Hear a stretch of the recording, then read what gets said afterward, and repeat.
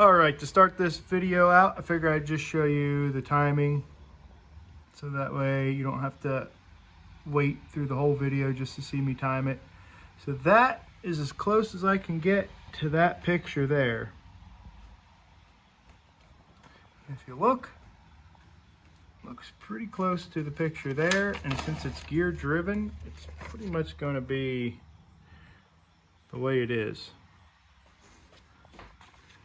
So if this video is playing and you're looking at this here, you know this timing's correct, because at the end of this video, this bike's going to be running, and this is how I'm timing it. So let's kick off the video on how to actually install the lifters.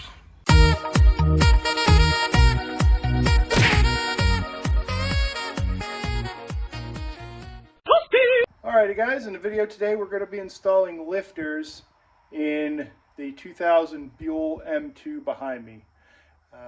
This is my version of a how-to video, so leave comments below if you feel I missed something or you want to add something to the video. I'm perfectly fine with that, but let's get into it, guys. Let's get this thing torn apart. So to get started, we'll want to first unhook the fuel line. I have it unhooked here at the carburetor. You can also unhook it over on this side here. So you can also just unhook the fuel line here. Make sure you turn the fuel off. And then we're going to take the seat off. So there's a screw underneath here. And you just pop the seat off here, unscrew that, pop the seat off here.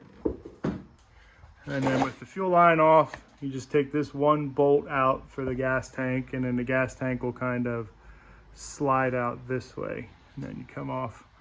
This is the cover that you want to move. You just want to take this bolt out, and then it should give you enough that you can swing that kind of down and out of the way.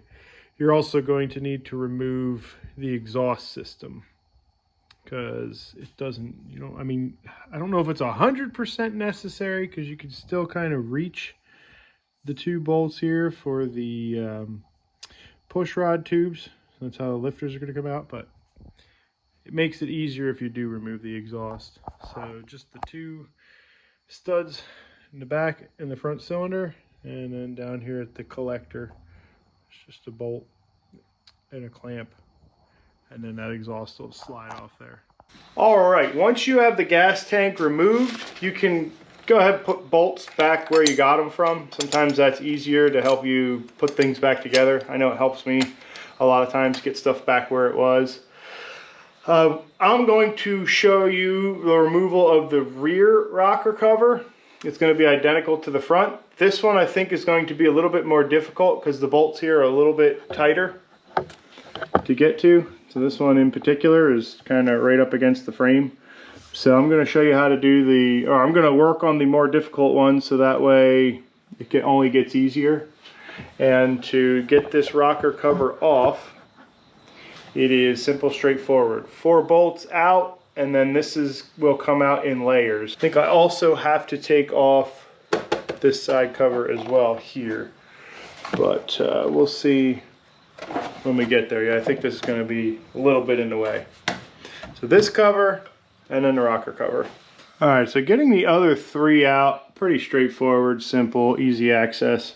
Usually Harley always has one that's real difficult to get to. So all you got to do is just take these cheap Allen wrenches. You can get these things at Harbor Freight or your local hardware store. A lot of times we'll have like the discount bin of Allen wrenches, and you just get the cheapos, because then you can just take a cutoff wheel, cut them to the length you need, and then you have access to these bolts. Because if not, then I guess the only other alternative would be probably dropping the engine down just to get to this bolt if you don't have the shorty.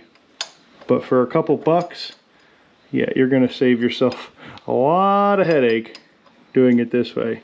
I've got enough room to get the rocker cover off, because if you look, it's in layers, but I don't have a lot of room to get this bolt at least loose and starting to remove it without modifying my Allen wrench here. So this is the last bolt. Once this is finger tight, I'll be able to just twist it out, and then we will start removing the rocker cover. Alright, so we're just going to try and pull this up with our fingers. We're not going to... That worked easy. Yeah, we're not going to pry on that with anything. Every time you want to take something off, always try and do it with your hands first before you get crazy, because you don't want to break anything when you're trying to remove this stuff. And if you pry on it, then sometimes you can gouge out the metal, and if you gouge out the metal, it'll affect how it seals when you go to put it back together. Alrighty, to get to the push rods is actually pretty easy. You're just going to have to remove the rocker shafts. Basically, this cover here just has to come off, and that is secured with these butt guys here. You got little bolts on the inside. These are probably 3/8, and then these outer ones are probably a 7/16. So I'm going to start by loosening the smaller bolts first, and then I'm going to go with the larger bolts after that, and then this whole cover will lift off out of the way. And then that will give us access to pull out the push rods. Correction. The little bolts are 7/16. The big bolts are 3/8. Anytime you loosen stuff, always want to start with the smaller bolts first and then move on to the bigger bolts. Because the smaller bolts, I don't know, that's just the way they tell you to do it in the manual. I think it's because they don't want the smaller bolts to be under a lot of tension. Bigger bolts can handle more. I don't know. If you know, leave a comment down in the comment sections. If it doesn't matter, then whatever. But that's usually when you read the manual and it tells you to remove the big bolts before you remove the small bolts. So that's what I'm doing. Alright, all that stuff is loose. Plastic hammer.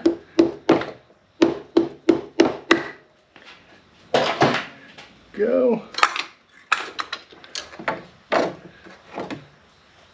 There we go. Now I have access to my push rods, and I can just take those out and just got to keep track of where they go. I'm just going to lay them out and put them on the side where they go. They look like they are labeled, but I am just going to leave them there, and that should be good enough. Alright, next thing we got to take out are the push rod tubes. And looks like it's just going to be 2 bolts, and I believe this will probably slide up. Alright, so my organization isn't the best, but you kind of want to keep your bolts about where you got them from. So if you can, put them back in the holes where you got them from. Just not that it matters which bolt goes in which hole. It's pretty self-explanatory, but for me it's more, I don't have loose bolts on the table getting knocked around. And then like I said, for my push rods, I just put them, that one went on the, I believe this is intake side, and then this is the exhaust side. So it looks like they are labeled. So 1 line around probably means intake, and then 3 lines around is probably exhaust. So they are labeled, but this way here is foolproof. That's how I removed them. That's how they're going to get put back in. I've never done this before, and this is going to be a learning experience for me, but if it works, then it's going to be a how-to video for you. All right, 2 bolts here. I believe these are 1/4 inch. Yep, 1/4 inch. Well, it's good to know that everything's tight. These, I believe, are Loctite. Yeehaw. And I think the only thing my kit did not come with are the O-rings for these push rod tubes. So I'm hoping that they don't leak, but knowing my luck, they will. Alright, now when you're removing this tube, there's a pin that goes in the back side of these. I don't know if you could see it on here, but there's a locating pin and it sits in this cover. You don't want to twist this because you could potentially break that little pin off. It's only a roll pin, so it's not the strongest. But what you can do is kind of work around on it, get it to pivot a little bit so you can catch an edge here. And when you catch an edge there, you can kind of wiggle your screwdriver under there, pry up on it, and then once you pry up on it, you can kind of work that up and get that off that pin. Once it's off the pin and high enough, you should be able then to sneak it out of the engine. So it's a little bit finicky. Kind of want to work around the whole thing. Get that thing loose, and then once it's loose, you should have enough room, like I said, to slide that out of there. And once that's out, you are good to go. Like I said, you want to be careful because there is an O-ring in here, and if you pry too much or too deep on this, you could end up catching the edge of this O-ring and tearing it. And if you tear it, that's going to leak. So hopefully, like I said, I don't think I got these O-rings. If I did, great. But as much as you can, try and prevent damaging those O-rings doing this. But that one's out. Got to remove this bolt here, and just got to get my wrench.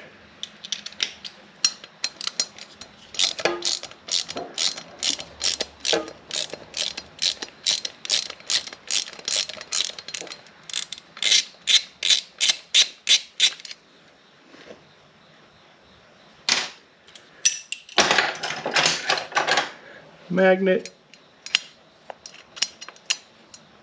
and these lifters will not push through the bottom. They will not fall out of the bottom. I've had the whole bottom apart, and these lifters will not fall out because the case is machined in such a way that they're not going to fall out of the bottom. They will only come out of the top. So you have to take this stuff apart. You can't take out the bottom of the engine, which is what I originally thought I could do, and I was wrong.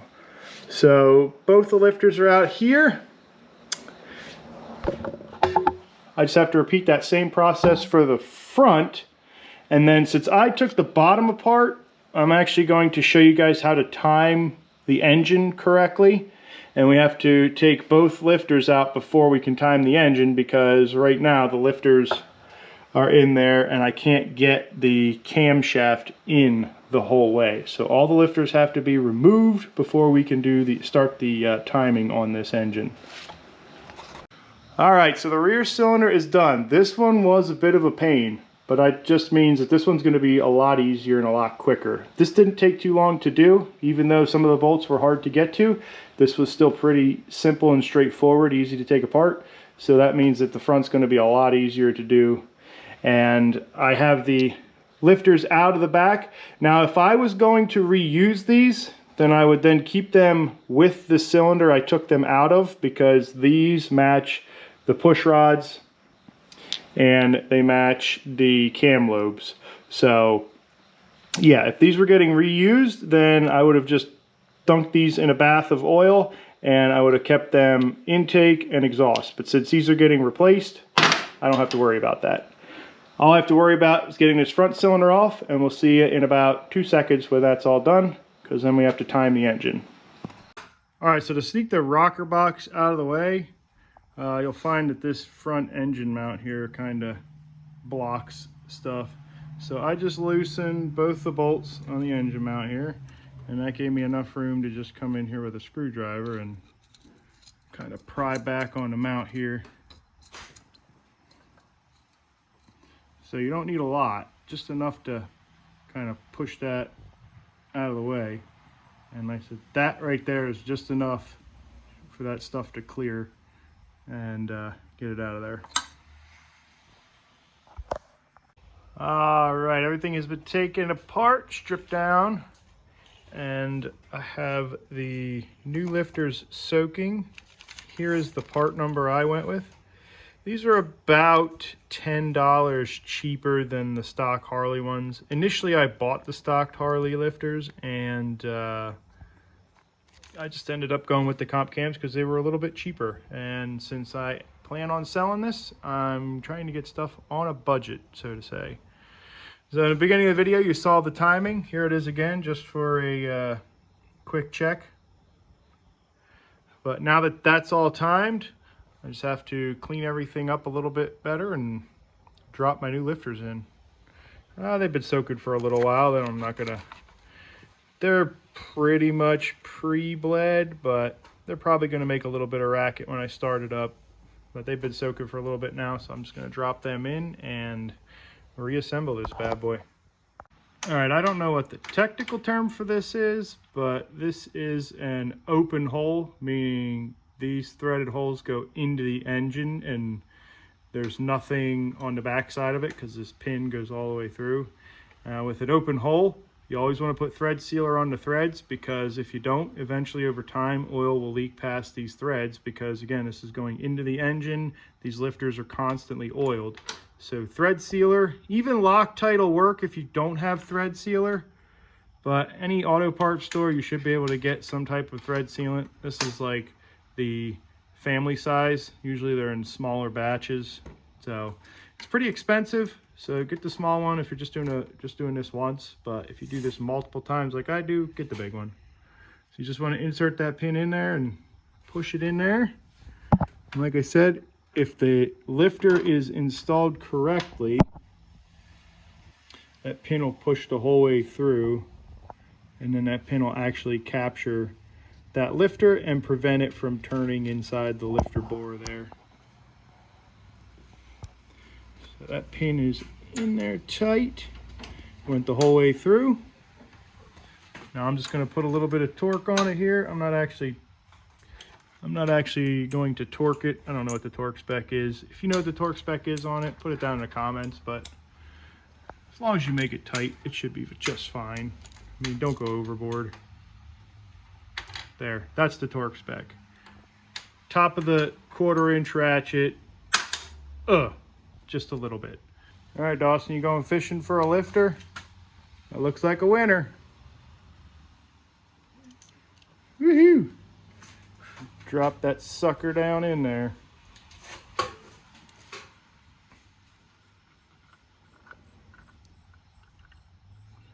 That'll work.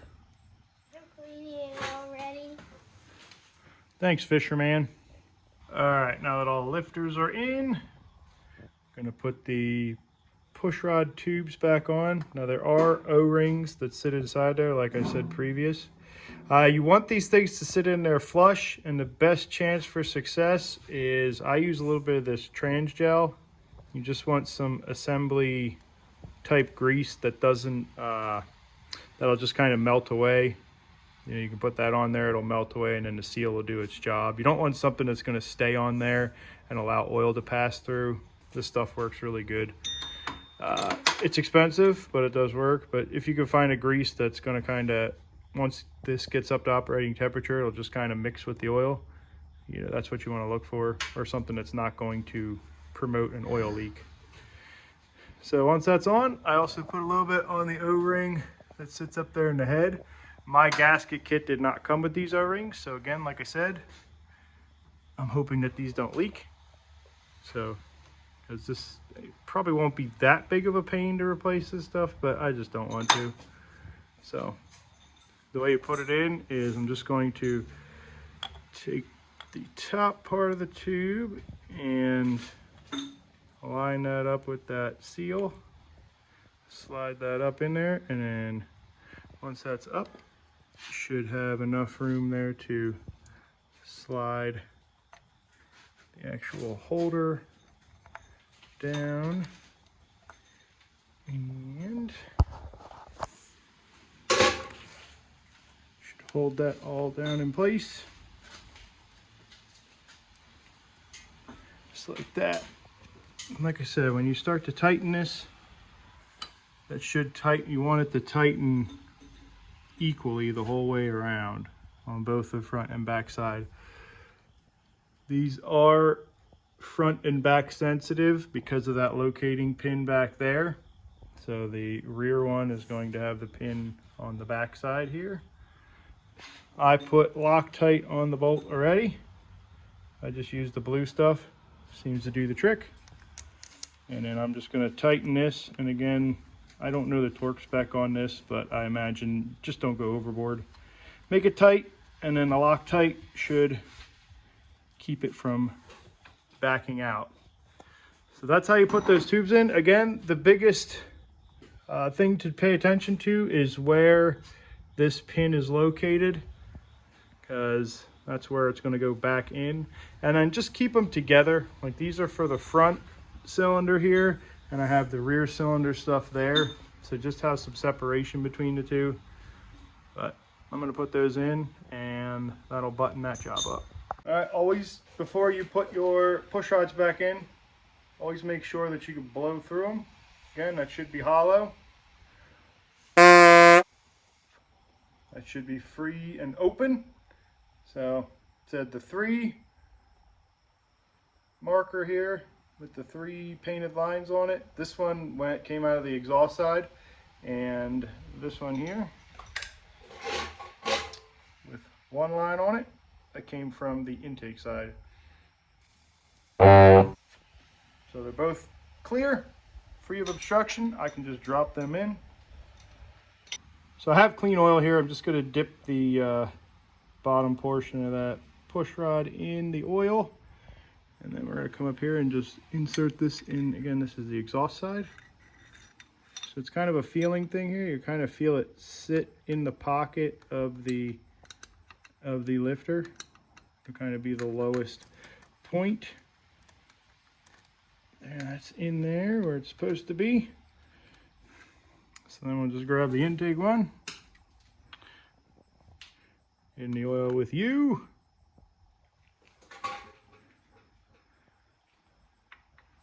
And again, we'll sit that in the pocket of the lifter.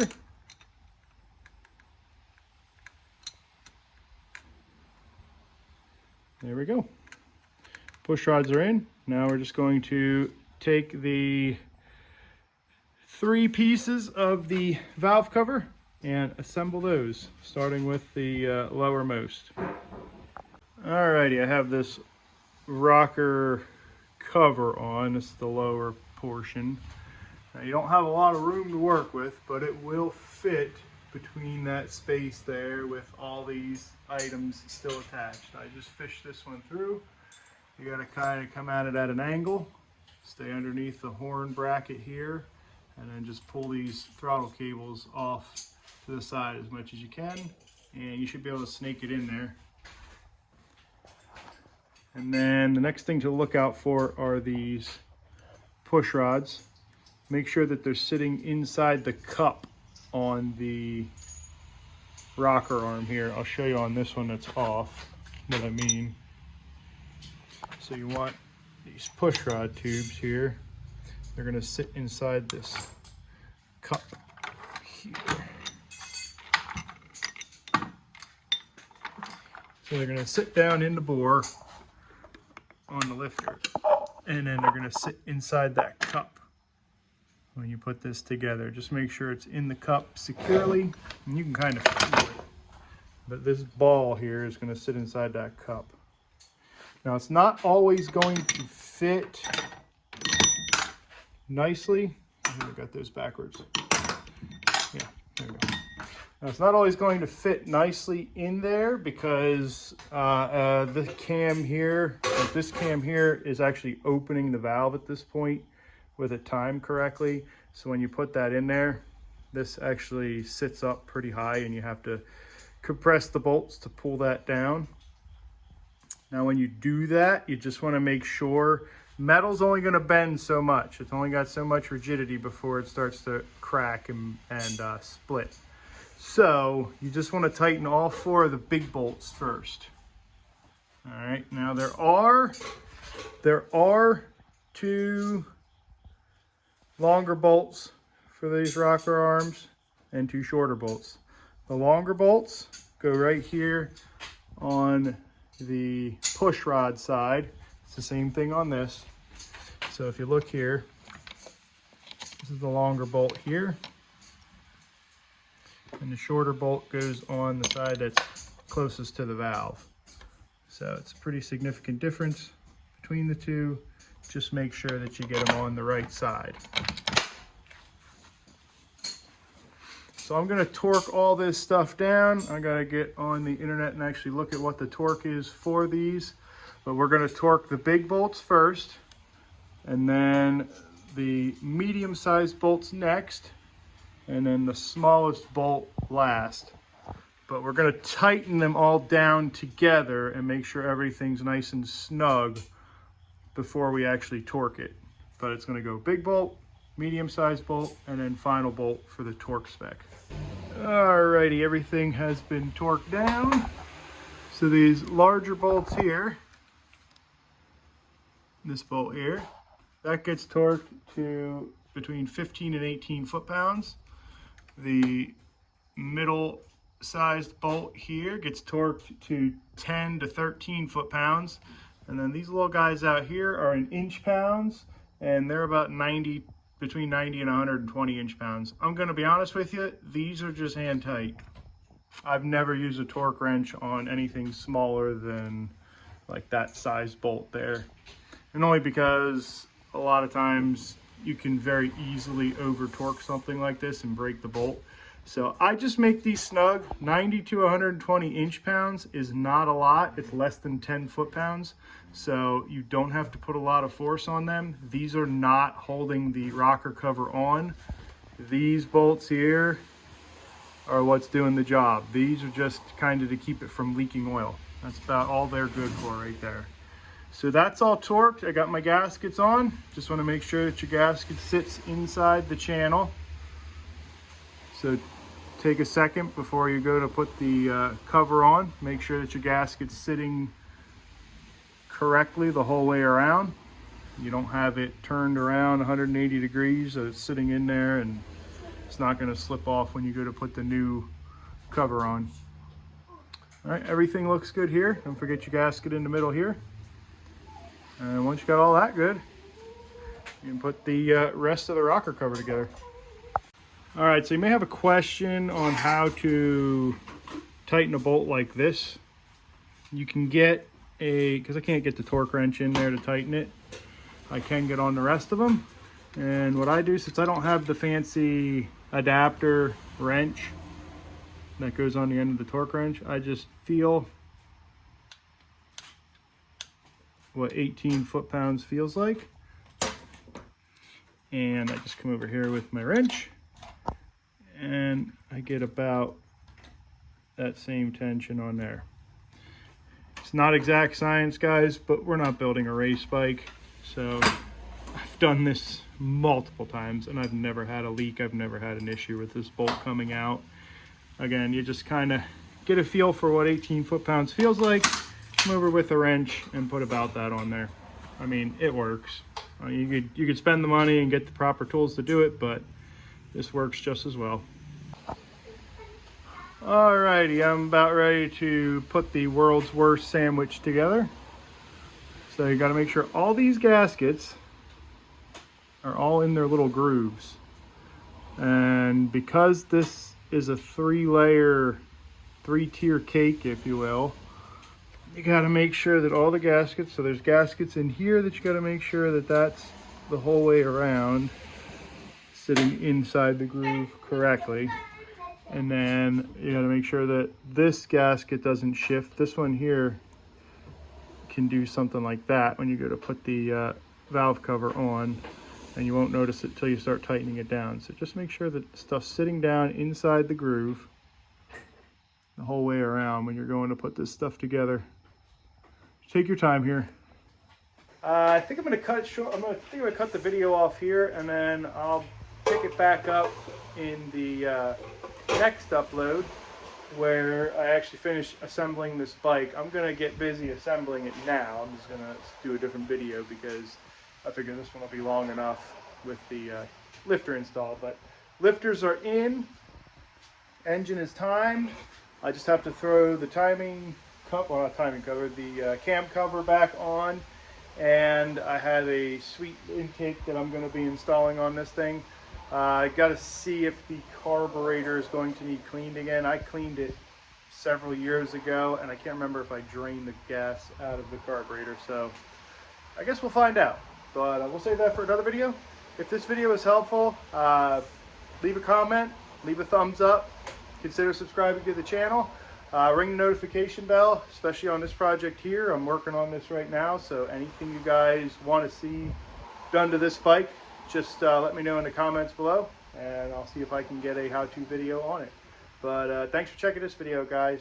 We'll see you in the next one. I'm Matt. This is Metalworks.